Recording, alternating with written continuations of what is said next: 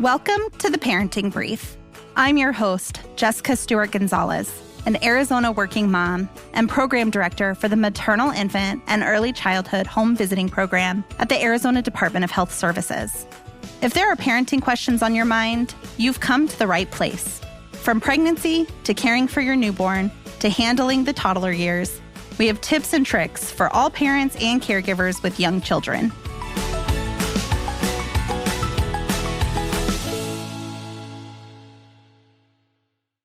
Welcome back to another episode of the Parenting Brief. One of the big themes of this show is that all parents and children are different, and that there is no such thing as a one-size-fits-all approach to parenting. Each child is unique and has different needs to help them learn and grow. Sometimes it can be difficult to know what's considered normal and what should receive more attention and shouldn't be brushed off. Early detection of any special health care need is the key to early intervention to ensure the best possible outcomes for our children. It's why early assessments for autism are so important. Knowing and identifying the signs of autism in toddlers can be really difficult. How do you distinguish common toddler behaviors from the signs of autism? Why is early identification important?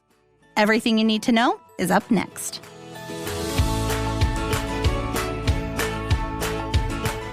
Joining us on this episode to talk about early intervention for kiddos with autism is Dr. Chris Smith, the Chief Science Officer at the Southwest Autism Research and Resource Center. I think that autism is one of the special healthcare needs that most parents can say that they have at least heard about, but may not know very much about. Can you start by helping us just understand what autism is? Sure. I think one of the clearest ways to think about autism is to think about a developmental delay. I mean, it sounds obvious, but that's really, I think, the best way to categorize autism in general. Kids with autism are developing more slowly than their typically developing peers. And when that gap in development gets large enough, then what we say is that individuals experiencing a pervasive developmental delay that affects that individual's functioning. And the areas of functioning that's most commonly affected by autism is in social communication and interests and play skills.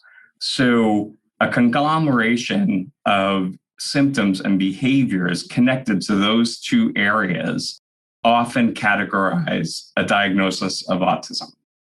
So what are some of those early signs of autism or those delays that parents should be looking for? At what age do those indicators really begin? Somewhere in the area of 12 to 18 months is when we know that we can reliably detect autism on screening. And if that screening leads to a diagnosis, there are some studies, some that come from our center or collaborators of our center, that show that a diagnosis as early as 14 months can remain stable throughout childhood. So that's all well and good. I mean, that's the science behind early detection of autism. But what does that mean for parents, right? When is it that you should be concerned? There are certain signs from typical development that suggest that that child is interacting with the environment well. And by environment, I mean people and objects around them. And those signs are solid eye contact with people that's used to communicate. So if there's a communicative exchange with a parent, the child is making eye contact with them. And they're also giving appropriate facial expressions like smiles and laughs and giggles and copying babble that the parent is doing to them. The early markings of development of a communication system leading to the development or the onset of language. All those things are present. In 12 months is probably a good starting point for that information or for those behaviors to begin to emerge in kids and toddlers and infants and toddlers, I guess is the best way to say that. So let me just talk about one more thing that I think is really important for parents to pay attention to with very young kids, right? I mean, we talked about language and eye contact and facial expression. But the most important thing, I think, for parents to pay attention to is they should feel like their child wants to be with them. and is enjoying being with them from a very early age, right? A parent is this child's sole caregiver. This parent is meeting all of their needs. And it's not just feeding and changing, it's they're meeting all of their needs for interaction and attention. And so babies should really be seeking out their parents for attention. And, oftentimes, look, depending on how many kids parents have or what their household is like, times when a child is occupied by themselves and a parent can go and do other things is great, right? I mean, parents welcome that. So a kid who's fine occupying themselves for long periods of time frees up that parent to do other things. And again, a parent is not going to see that as a problem. But I'm going to say that that's a problem, right? That parent, that child should be seeking that parent's attention, should be wanting to interact with that parent. They should be craving that kind of interaction with them because that's feeding that child's brain and allowing them to develop. So in identifying that, do all children or should all children be screened for autism detection or any developmental delays, or only if there's concerns? From my perspective, and I've done research on the benefits of universal screening, and because catching autism early is so important for that child's well-being, I believe that it should be universal screening. Now, there is some evidence out there, some literature that's published that there isn't enough evidence for the benefits of universal screening, but that evidence is mounting quickly. And there is definitely benefits for universal screening.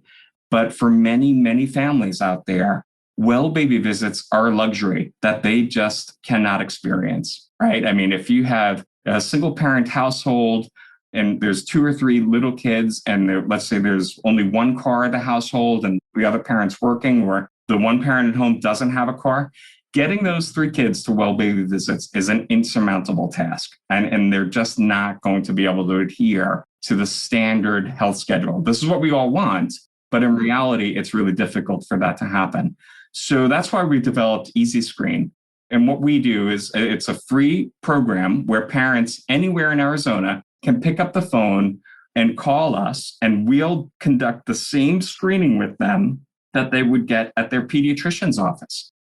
In talking about that importance of that screening and that early detection, why is that early detection really important? So the brain has neuroplasticity, right? That means that it's most flexible and adapted to learning and acquiring new skills.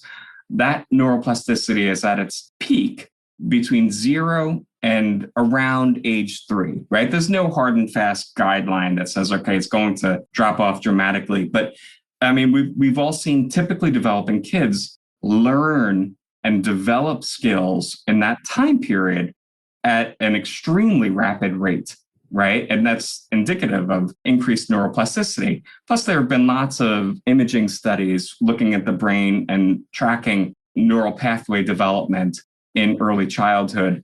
And we know that the brain has a great amount of neuroplasticity in the 0 to 3 time period, right? So if autism is a developmental delay that's perhaps affecting the way that child is acquiring information from the environment, and they are in fact learning and developing skills at a slower rate than what we see in typical development, well, then it just stands to reason that if we introduce treatment during that time of increased neuroplasticity, that will have the greatest effect on that child's development and long-term functioning. So it's really critical that we identify autism as early as we possibly can and get children into treatment during that time period of increased neuroplasticity. So that's why it's really critical that we focus on the early developmental time period for screening and diagnosis, because these are just kind of hurdles that parents need to leap over so they can begin a treatment program. And that whole process takes time. So the earlier we get started, then the better it will be for that child.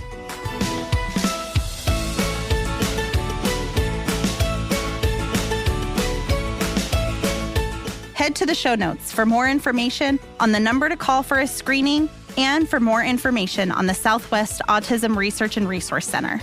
While you're there, make sure to follow The Parenting Brief on Apple Podcasts, Spotify, or wherever you like to listen to your favorite podcasts. And because parenting can be a bit daunting at times, share the episode with the moms, expecting parents, or caregivers in your life. A little parenting help can go a long way. Until next time, this is Jessica. You've got this, Mom.